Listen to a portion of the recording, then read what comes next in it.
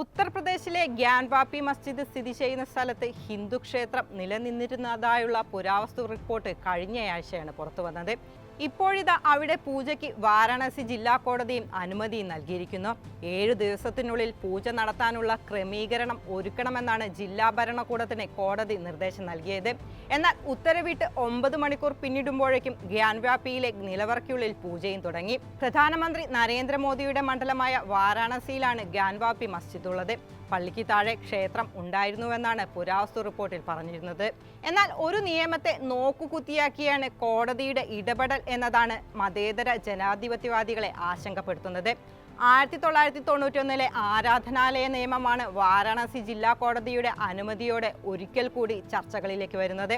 1947 August 15 രാജ്യത്തിന് സ്വാതന്ത്ര്യം ലഭിക്കുമ്പോൾ ആരാധനാലയങ്ങളുടെ സ്വഭാവം എന്താണോ അത് അതേപടി നിലനിർത്താൻ വ്യവസ്ഥ ചെയ്യുന്നതാണ് 1991 നിയമം.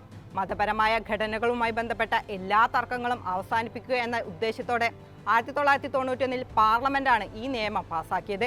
അയോധ്യയിലെ ബാബരി മസ്ജിദിനെ മാത്രം ഈ നിയമത്തിൽ നിന്ന് ഒഴിവാക്കിയിരുന്നു.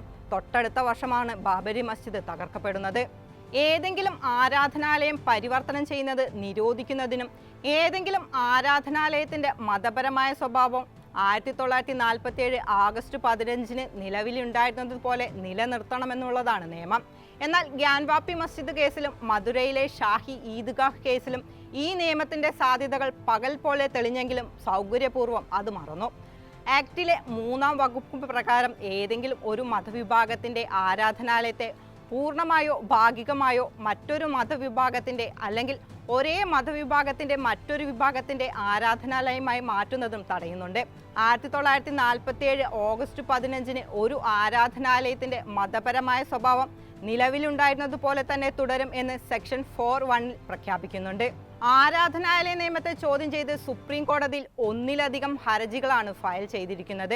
മതത്തിന്റെയും ആചാരത്തിന്റെയും സ്വാതന്ത്ര്യം എന്ന മൗലികാവകാശത്തെ ലംഘിക്കുന്ന നിയമത്തിന്റെ നിയമസാധുത ചോദ്യം ചെയ്യണമെന്നാണ് ഹർജികളിൽ ആരോപിക്കുന്നത്. ലക്നൗ ആസ്ഥാനമായുള്ള വിശ്വഭദ്ര പൂജാരി പുരോഹിത് മഹാസംഘവും സനാതൻ വേദ മതത്തിന്റെ ചില അനുയായികളും BJP നേതാവ് അശ്വനി ഉപാധ്യായുമൊക്കെയാണ് ഹർജികൾക്ക് പിന്നിൽ. 2021 മാർച്ചിൽ ഉപാധ്യായയുടെ ഹർജിയിൽ കോടതി നോട്ടീസ് അയച്ചെങ്കിലും കേന്ദ്രം ഇതുവരെ മറുപടി നൽകിയിട്ടില്ല. ആരാധനാലയ നിയമം ഭരണഘടനയുടെ ആർട്ടിക്കിൾ 14, 15, 21, 25, 26, 29 എന്നിവ ലംഘിക്കുന്നുണ്ടെന്നും ഇന്ത്യൻ ഭരണഘടനയുടെ അടിസ്ഥാന ഘടനയിൽ അവിഭാജ്യമായ മതേതരത്വ തത്വങ്ങളുടെ ലംഘനമാണെന്നുമൊക്കെയാണ് ഹർജികളിൽ ആരോപിക്കുന്നത്. 1991 നിയമമുണ്ടാക്കി കേന്ദ്രം ഏകപക്ഷീയമായും യുക്തിരഹിതമായും കട്ട് ഓഫ് തീയതി സൃഷ്ടിച്ചുവെന്നും ഹർജികളിൽ ആരോപിക്കുന്നു. അതേസമയം ഗ്യാൻവാപ്പി മസ്ജിദ് കേസിലും മധുരയിലെ ഷാഹി ഈദ്ഗാഹ് കേസിലും ആരാധനാലയ നിയമത്തെയാണ് മുസ്ലിം വിഭാഗം ഉയർത്തിക്കാണിച്ചിരിക്കുന്നത്. എന്നാൽ 1991 നിയമം ബാധകമല്ലെന്നായിരുന്നു ഗ്യാൻവാപ്പി മസ്ജിദ് കേസിൽ കോടതിയുടെ നിരീക്ഷണം.